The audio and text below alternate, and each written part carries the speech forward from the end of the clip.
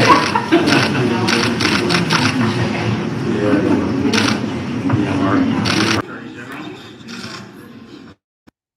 morning. It's wonderful to be back in Polk County, and always wonderful to be joined by such a great group of folks, among whom today is our Attorney General, Ashley Moody.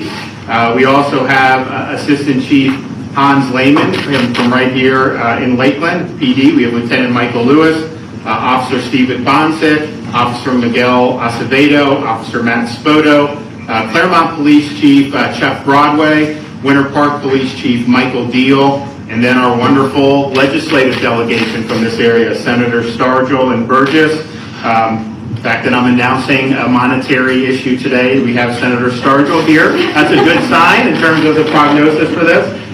We also have Representatives Burton, Killebrew, and Tomko, and I want to thank them for all that they've done to support the state of Florida, but particularly to support the men and women in law enforcement. And you remember the summer of 2020, there was a fever sweeping the country. A lot of it was really targeted at attacking the men and women who wore the uniform, the men and women of law enforcement. A lot of the disorder and the rioting that we saw was, in some respects, targeted at the people that wore the uniform. And so there was a movement throughout the country to defund or reduce funding or reduce support for the people that wore the uniform. And in Florida, we said at the very beginning, that is not going to fly in the state of Florida. We're going to stand with the men and women of law enforcement. We did that last summer when all this unrest was happening. I had the National Guard and the state police forces out supporting all the folks in the local areas, handled it very, very well, and we want to thank the people that wore the uniform during that time, which was very difficult. So we've been 100% behind them because we understand all the things that we care about, fighting for economy, education, all these things that are so important. If you don't have safe communities, if you don't have rule of law, law and order, a lot of that stuff isn't going to matter. And so it's fundamental that we have safe communities, and you don't have safe communities if you're not supporting the folks who wear the uniform. And so we're proud in Florida of being a state where people who are in uniform know they're appreciated. They know they have the support, certainly of the governor and the attorney general, but also our legislature and the people throughout the state of Florida. In fact, last year during the legislative session, we felt it was important to show our appreciation for what folks have done.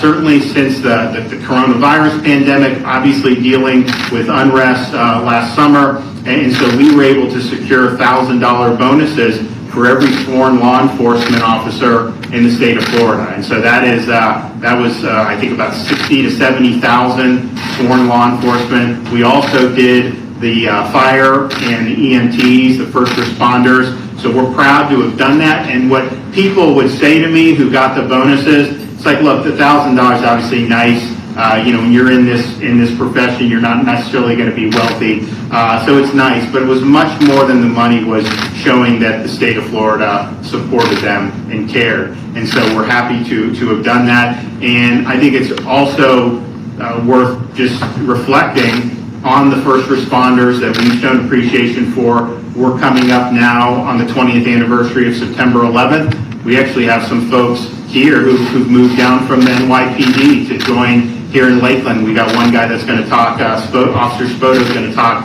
about his experience. But just remember, when 9/11 happened, the people that were running in there were the people wearing the uniforms.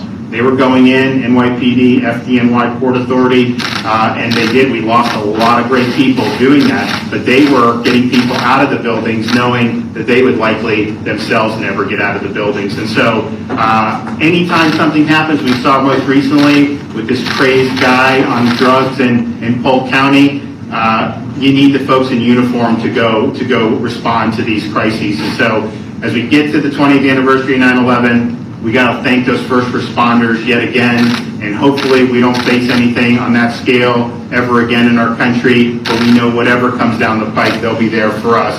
And I think people appreciate people who wear the uniform. They're not asking for accolades or anything. I think they just want to know they have the support of the community, and you have that here. And I think Lakeland PD is interesting, and one of the reasons why we've come here is because as they needed spots to fill on their force, they looked around the country and saw areas where some of these officers were not being treated well, were not being supported. And so they had 12 vacancies they needed to fill, and Assistant Chief Lehman saw the opportunity, and they specifically went to cities where the morale was low in the police force and where they were not getting the full-throated support of the community and of the elected officials. And so they went up to New York City over 3 days. They interviewed a bunch of folks with NYPD, and they were able to hire 13 officers to come down and be law enforcement officers here in the state of Florida. They've also gotten from some other police forces throughout the country.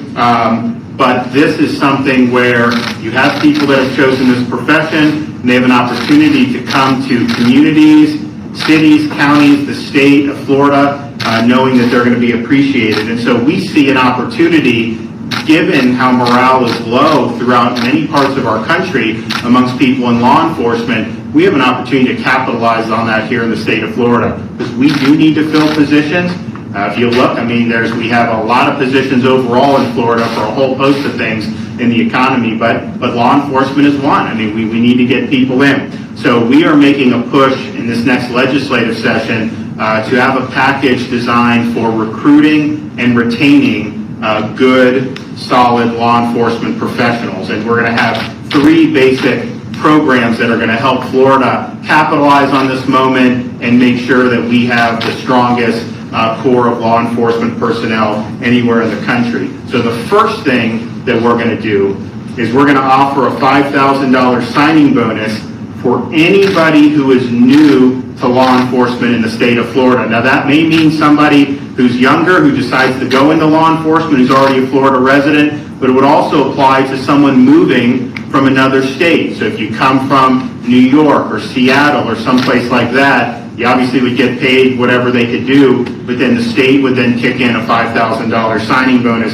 We think that that's a way to draw good talent from within our own state to enter the profession in the first place, but we also think it's a way to capitalize off some of the folks who are not getting the support they need, and to say, you know what, you'll be supported in Florida, and we're also going to make sure that we do our best to make it worth your while. So we think that that's going to be something that will be very, very effective. The second proposal will work in concert with the first and is consistent with what the Lakeland PD has already done. We are going to have a recruitment program that specifically looks to remove roadblocks for out-of-state law enforcement officers looking to relocate to Florida. So the proposal will provide the state officer certification exam free of charge to law enforcement officers relocating to Florida. We will also cover the cost of any necessary equivalent training programs for relocating officers, up to $1,000 per officer. So this is an open invitation for folks in other states to look to Florida as a place where they can not only excel professionally, but also live in a great community like we see here in Polk County. And the third and final proposal is to create a law enforcement academy scholarship program to cover the cost of enrollment for men and women seeking to serve their state and communities through a law enforcement academy. The initiative will remove barriers for motivated, high-quality law enforcement recruits who may not qualify for other state financial assistance through a state college or technical center. For those attending a private academy, an amount equal to the average tuition and fees incurred at a public institution will be covered. We provide support, and rightfully so, for people going to our universities. Why don't we provide support for folks going to law enforcement academies? We are going to be doing that, making sure we're covering our bases. Why is this important?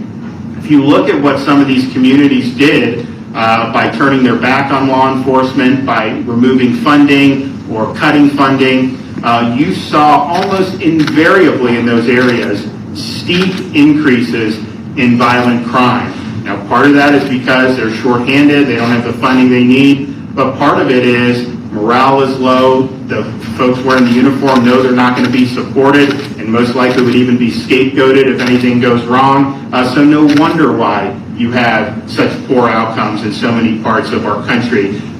We aren't going to do that here in Florida. We're going to make sure that we have supported folks who understand that we've got their back, and we understand that crazy policies like defunding law enforcement has no place in the state of Florida. And in fact, I'm happy when we did our bill, our law enforcement and anti-rioting bill, one of the most important provisions of that bill was to say if any local government tries to defund law enforcement, the state of Florida is able to come and effectively veto that cut and restore the funding for law enforcement. We're not going to let a local government jeopardize their constituents by indulging in some of these failed policies. And so we've got your back here.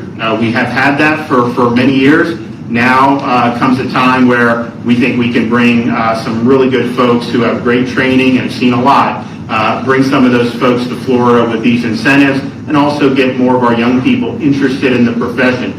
Not a profession, if you think that no one's supporting you, it may not be something that people want to do. This is showing that we will be here, we'll be supporting you, and we understand how important this function is to safe and prosperous communities. So I'm excited to announce a proposal here in Florida for the first time. I did mention it at the FOP convention in Indianapolis, and I'm happy to have support from the legislature, and I think this will be something that will be really, really welcome when the session starts next year. I want to bring up our Attorney General, who I know is very happy to hear that we were proceeding along these lines here in the state of Florida. So, Attorney General Moody, the floor is yours. Thank you, Governor. And thank you so much for those of you that are here to celebrate and shine a light on this amazing announcement today.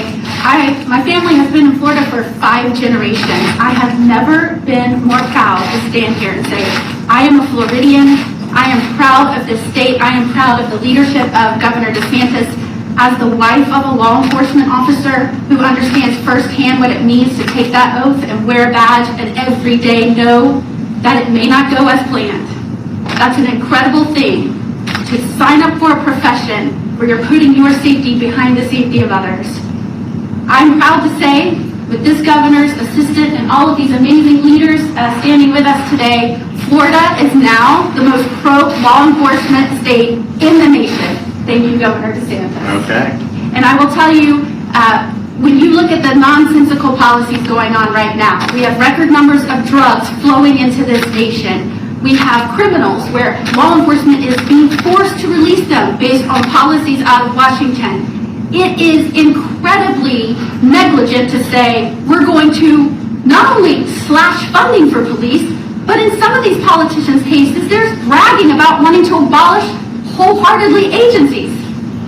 It is idiotic, it is negligent, I believe it's criminal, and that's why we need leaders like Governor DeSantis who's willing to stand up, propose creative solutions to filling the vacancies that we have throughout our state. There are all kinds of reasons for that. Maybe the officers here might be feeling what's going on, the discourse in our nation, maybe that they're feeling that in their ranks. Maybe we need to ensure that they have financial incentive to look upon law enforcement as a profession that they can provide for their family. But there are reasons we have vacancies. And what I admire about this governor is he's willing to dig into the details, determine why that may be, identify the vacancies throughout Florida, and respond to the needs of law enforcement and the community, and not respond to a woke mob. In Florida, we welcome law enforcement. We hope you will see what this governor is doing in the state of Florida, that we will stand behind law enforcement. You're not only welcomed, your profession will be celebrated as a noble one, and we will make sure that you have the tools and the resources you need to do your job and do them well. So thank you so much. Okay, great. Well, thank you.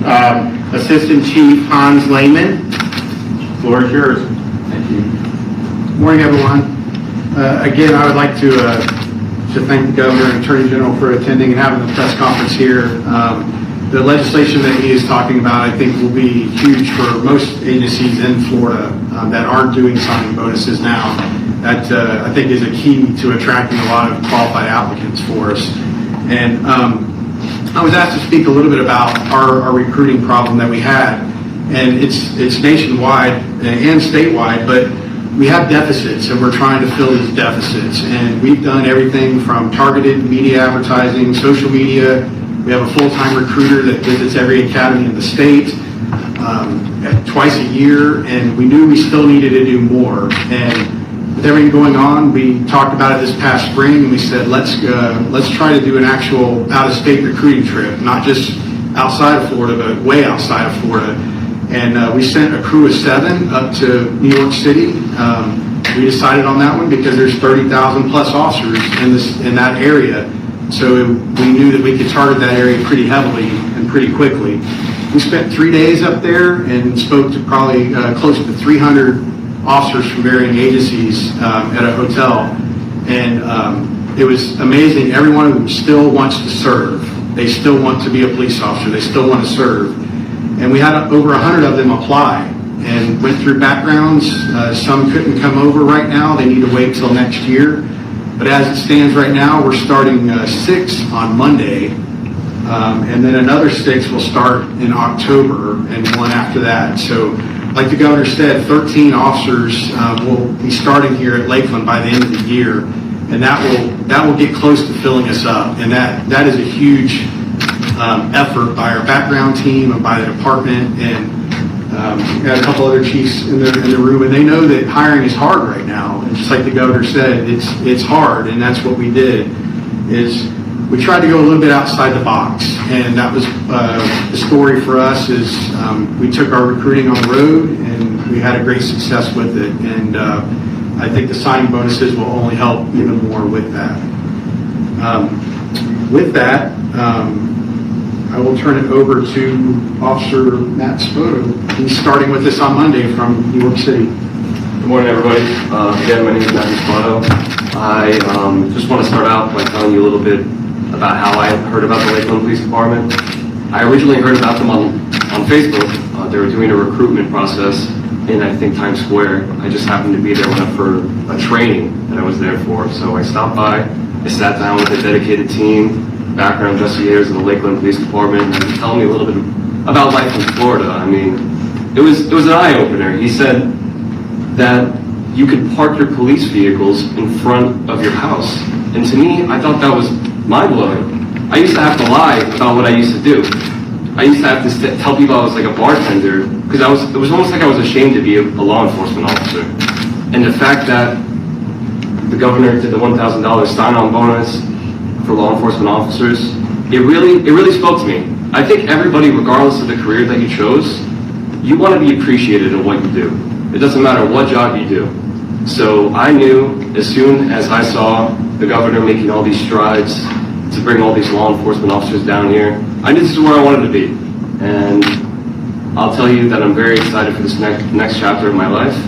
And I really appreciate all the hard work that everybody does down here. Can you just tell them about when you first got into NYPD and how many years you were there? Sure. Yeah, sure. So I was only in the NYPD for about 2 years. When I was there, I realized very quickly that the job was not what I expected, only because I wanted to do all these things to help people, and the tools and the laws that were set in front of me did not allow me to do so. So looking into other options, knowing that I still wanted to be in law enforcement, knowing that I still wanted to help people, I wanted to see what I can do to progress my career. And I'm happy to say that I found a home in Florida. All right. Thank you, everybody. I appreciate it. Absolutely. Not the only one that's made the move to Florida recently, but we're excited. I think Lakeland has really done a great job, and we hats off to them. And I think once this becomes reality, is going to provide help to a lot of different law enforcement agencies throughout the state of Florida. I mean, it would apply here, it would apply at the Polk County Sheriff's Office, it would apply to any of these places, and we figured that there were, we looked at kind of how many vacancies we expect and what could happen. And so we think this is something that'll really make an impact, and quite frankly is not going to be a major budget item, all things considered. And so we're happy to be able to do it. We're happy that folks want to view Florida as a place where you can have this career and be appreciated. And again, the money is one thing, and everyone wants to make more. There's nothing wrong with that. But I think the bonus that we did, $1,000, and I think the same with this signing bonus, it's more of just showing people that we appreciate what you're doing, and then we care about you, and we want you to succeed here, and we understand how important it is to have good men and women in this profession. So God bless everybody, and we'll get this done hopefully early on in the next legislative session. Okay, anyone questions about this or anything? Is there anything you'd want to say for the Lakeland police officers that did respond to that quadruple murder, really a horrific weekend in this area? Yeah, I think it was great East folks. I think there was a lot of deputies involved in that, sheriffs, and here, this is an outrageous crime. This guy was totally off his rocker. He needs to have the full weight of the law brought down. When you have something like that happening, what do? These are the folks that you call upon, and they're there for you time and time again. And so, we've seen this time and again. When we were in Surfside, within minutes, you had first responders showing they're digging in the rubble, they're going and getting rescuing people, knowing that the rest of that building could collapse. Of course, I mentioned September 11th. So these are folks who, they're the ones that have to be at the tip of the spear when anything happens in society that's dangerous and that endangers the community. And I think the least we can do is let them know that we support them. Governor, you recently said that unvaccinated individuals have no impact on others, and Dr. Fauci has folks saying that if you're That's not what I said. No, that's not what I said. And not that I ever expect to be quoted properly. What I said was, if you're going to force vaccine mandates on people, just understand that what the data is showing us about the vaccine. The data is showing us you're much less likely to be hospitalized or die if you're vaccinated. That is true, and I think you see it in the statistics. However, the vaccinations have not created herd immunity. And so if the idea is that having herd immunity, you force everyone to do this and that will create herd immunity, that has not happened. It's still spreading. People who, obviously in Florida we're going down now, which is great, but that's not what the issue is it creating the herd immunity? Fauci also said if 50% were vaccinated, you would not see any surges anymore. Well, that isn't true. Look at, obviously the Sun Belt, look at the Pacific Northwest, look at Hawaii, huge surges that you've seen. And so, but just understand what you're doing. If you're forcing somebody to show proof of this, to eat at a restaurant or to do basic tasks, go to the grocery store. There's some places around, if you look at some of these places that have really gone off the deep end, to say to go to the grocery store you should have to do that. So we're not doing that in Florida, but the theory behind it is that if you make everyone have to do this under penalty of law, that somehow you wouldn't have spread. And I think we just have to be honest about what it's doing and what it's not doing. We had hoped that if you had 50%, then you wouldn't have that. We had hoped you could build herd immunity that way, but that hasn't happened. It's not happening in Israel. It didn't happen in the UK. It's not happening in the United States. It doesn't mean that there's not positive impacts, but the positive impacts is mostly reducing the vaccinated individual's chance of being severely ill. Also, I would say, if you look at what we've done, we're leading the nation in pushing early treatment for people with COVID. And that's people that are not vaccinated, but it's also people that are vaccinated who are high risk, who we still see some of them ending up in the hospital. So we were able to do that. This has been available since December. We found that most of the people that were being admitted to hospitals, yes, most were not vaccinated, but almost none of them got the monoclonal treatment, the antibody treatment early on in their illness. And if they had done that, a lot of those people would not have done. So we've done stuff. We've done the one here in Polk County. It's seen 2,800 patients as administered treatments. And what you're finding is we're seeing the hospital census decline rapidly. We're seeing the emergency room visits for COVID-like illness decline. We're seeing daily hospital admissions decline. So those are very, very good trends, but that's about understanding where there was a need for action. And then we did this, and we were able to put together a lot of sites very quickly. We're going to open up a couple more. So we're going to have, by the end of this week, we'll be up to 25 sites throughout the state of Florida, all of them being able to do up to 320 infusions a day. Now, most of our sites don't have that much demand, but I would say the one here in Polk is probably doing between 150 and 200 every day. Some of the other ones, like Bonita Springs, they do 300 a day pretty consistently, and then others do around 100. But the point is that by doing that, getting it early, we're keeping thousands of people out of the hospitals, and that's obviously better for their health. It's saving lives for sure, because not everyone that gets admitted to the hospital recovers, and it's also helping relieving a burden on the healthcare system, because we had higher levels of COVID patients. Now that's going down, so we're going to keep this going in that direction. But one of the reasons why we thought that this was something that needed to happen was because, yes, people just didn't seem to know about it, even though it had been available since December. So we raised the spotlight now. Other states are following Florida. But it was based on the fact that you were still seeing people who were fully vaccinated test positive. Again, we didn't see the herd immunity that we had hoped for. And so in that situation, and we've already had great testimonials about this,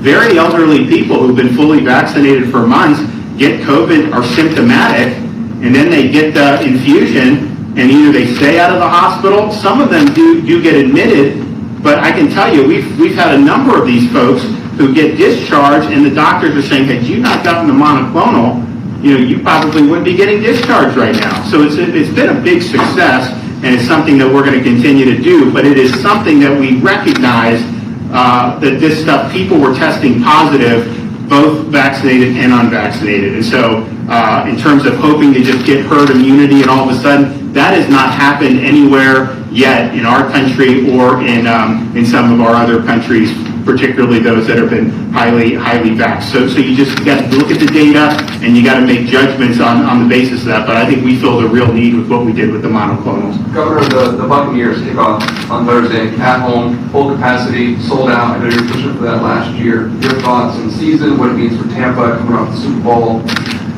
It's a great question. So last year we learned, if you want to win a Super Bowl, just go get yourself a goat.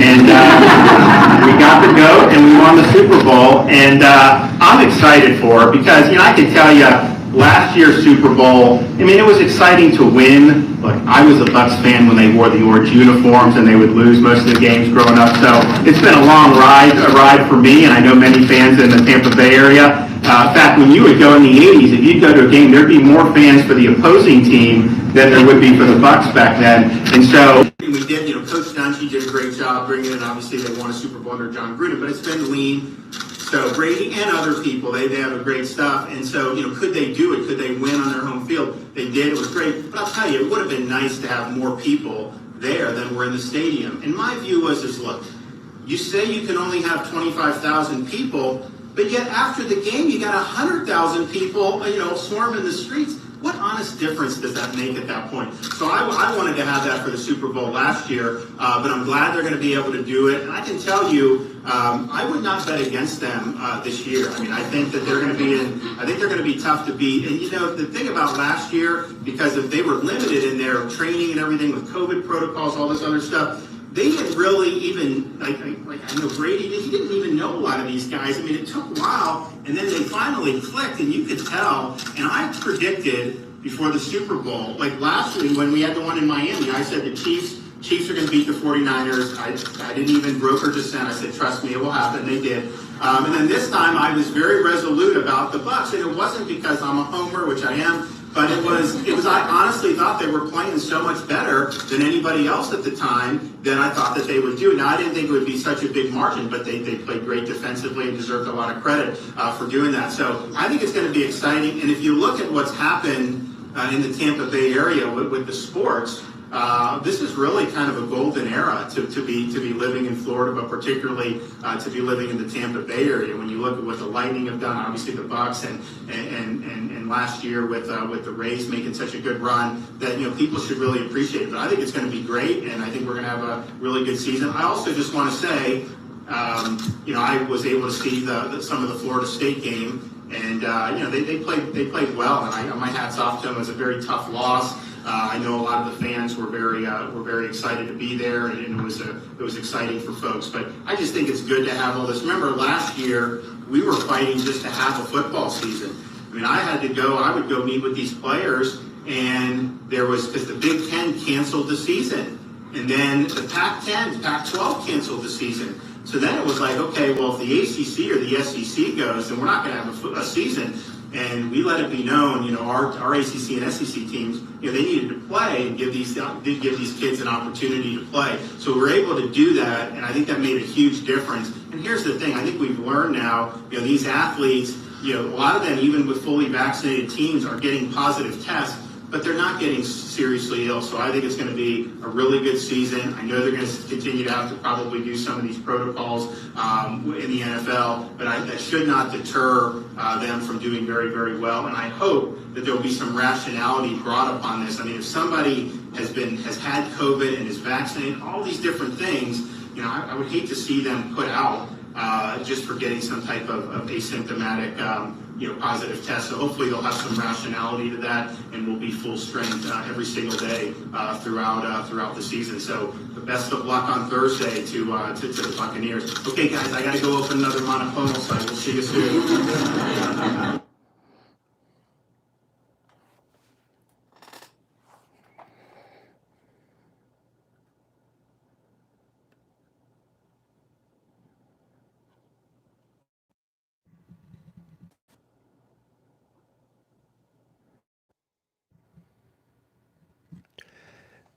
Just wanted to take a minute to comment a little bit on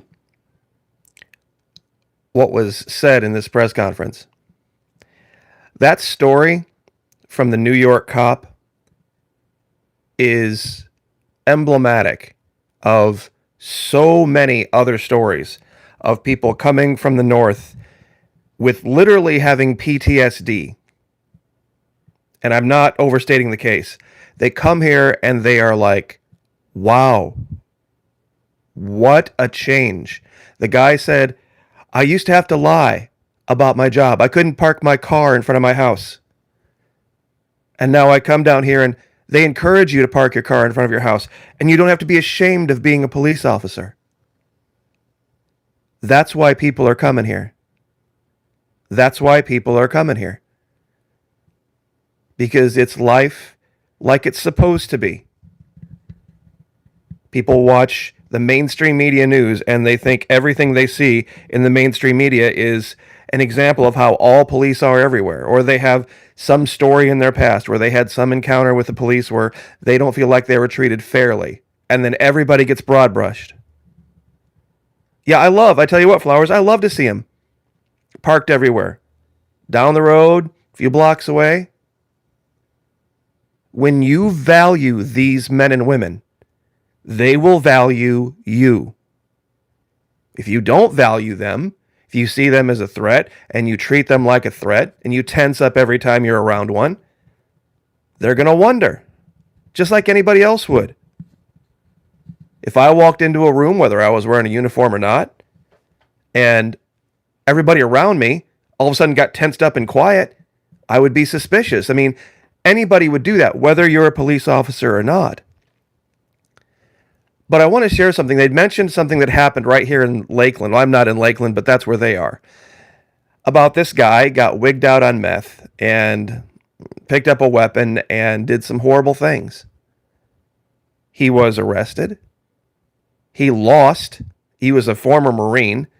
He lost in a firefight with the Lakeland Police Department. A former Marine armed with a rifle lost in a firefight to the Lakeland police. And he has been held without bond and will probably spend the rest of his life in prison if he's lucky. That will be what he gets. Now, the woman on the left, Ashley Moody, a couple people had mentioned that there was some looks, some thirsty looks. It's admiration. There have been other lives that I've done with Ashley Moody and the governor before. And some people mistook this for his wife. This is not. She kind of looks a little bit like Casey, but when you put them side by side, they really don't. Casey's a badass too, Casey DeSantis. So, but Ashley Moody, fifth generation Floridian, absolutely one of the best. And it's a great thing to see. It's a humbling thing to see, where the top cop, so to speak, the Attorney General, in the state of Florida is just in lockstep with the governance. And that's what the real story is they're hiding from the mainstream media. Or I should say the mainstream media is hiding from you, especially out there, and I know I have some liberals listening. Everybody wants to make it about Governor DeSantis. Yes, he's the face. Yes, he's the spokesperson. Yes, he's the guy on point. But we have all of government behind him. There are a few little pockets, Brevard County, not Brevard, Broward County, Alachua County, a couple of places where he's not real popular. But the rest of the state is in lockstep. The woman in our government, Nikki Fried, is going to very soon lose her seat as the ag commissioner. Our Senate president, state Senate president, Wilton Simpson, is going to be running against her, and he's going to clobber her. And after that, it will be over. That's why I've referred to Florida as its own republic. Because so many people have come here from other places in, quote unquote, the United States, and it's really the formerly United States, and said, this feels like a different country. It's a story that gets repeated over and over and over and over again. And to put this in contrast, if you took the population of Oregon and Washington combined, all the cities, everybody in Oregon and Washington combined, Florida has twice as many people as those two states combined. And in Oregon, shoplifters all are going into Lowe's, into Home Depot, loading up crap in the carts and walking out. Because in those states, they have destroyed their police departments to the point where they only get the equivalent of a speeding ticket if they're caught. They're not jailed, they're not arrested, because they don't want to put too many people in prison because of COVID. And the employees are not allowed to stop them. And they literally have video of it on TikTok. They even film it. They'll go in, they'll load up crap in carts and literally walk out. This is what the values of liberalism of the far west and the north are. This is why Florida, even though it's exactly on the opposite side of the country, geographically and socially and politically, we might as well be two different countries. We might as well be two different countries for the difference in the values. You see, this says United States, not so much. Not so much. It's a tough thing. And everybody always has their stories about this happened back then or this other thing happened to this other guy. And, you know, they always tell one side of the story. No one really ever tells the cop side of the story. Believe me, police officers would like nothing more than to get up and go have their shift and have it be uneventful. Have it be boring. Have it be getting kittens out of trees. You know, jaywalking, that kind of thing. And I tell you what, Flowers, absolutely right. I've seen more people, random citizens, stop shoplifters and hold them for the police in Florida. And you would run into that. There was a guy that got into it with a cop in the middle of traffic, and 4 people stopped their cars, got out of their cars, and detained the guy. You know, that's what you'll run into in Florida.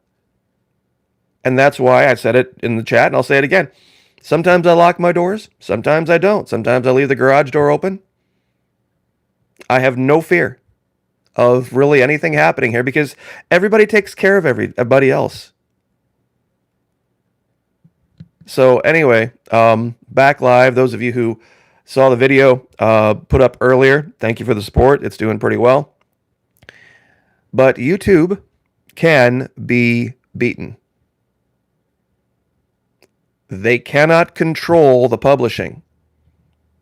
So if any of you out there are channel operators or no channel operators, tell them, put up safety videos, meaning upload a whole bunch of content to YouTube and leave it unlisted. Leave it unlisted in case something happens in the future and they decide to throw you a strike and keep you from posting. You have a whole bunch of unlisted videos you can go in and make public so that you can float through the strike suspension, still putting new videos out that people haven't seen. They can't stop it. They cannot. The minute they mess with your publish button, they lose their Section 230 protections. The minute they mess with your publish button, they lose their Section 230. See, uploading to the servers is one thing. Publishing to the site, that's another. So, anyway, just wanted to share this with you guys. It's really great. It really is a wonderful blessing to have everybody on the same sheet of music, and I'll reiterate this right here at the end. We have a Republican, conservative, actual conservative governor. The Supreme Court of the state of Florida is all conservatives, all Federalist Society level conservatives. Our state legislature is almost a 2-to-1 majority. It's 2 seats shy of a 2-to-1 majority conservative Democrat. And our state Senate is a 24-to-16 majority, which is the equivalent of 60-40, a supermajority. And of the governing council, which is made up of the chief operating officer, Jimmy Patronis, the governor, Ron DeSantis, the agriculture commissioner, Nikki Fried, and there's one more, I cannot remember right now. There's a 4th member that's also a conservative. That and plus lieutenant governor's conservative. I'm trying to remember that 4th member. But 3 of the 4 members of the governing council in Florida are all conservatives. It's Jimmy Patronis, Ron DeSantis, Attorney General Ashley Moody, Attorney General Ashley Moody, and Nikki Fried, the lone statewide Democrat, who's going to very soon lose her seat to Wilton Simpson. After that, it's game over.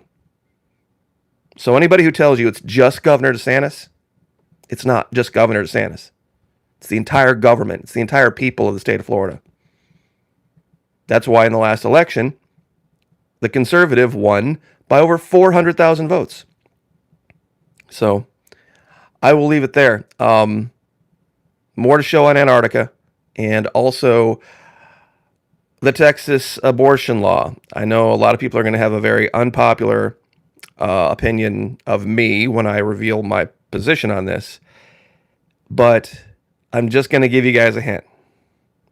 If the Texas abortion law says that it's okay up to 6 weeks, all they're debating about then is when is it okay to murder a child?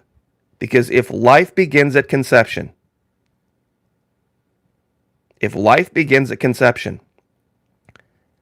one side says, okay, after 6 weeks it's murder, and the other side says, okay, well, it's after 24 weeks it's murder, all you're debating about is when is it okay to murder a child?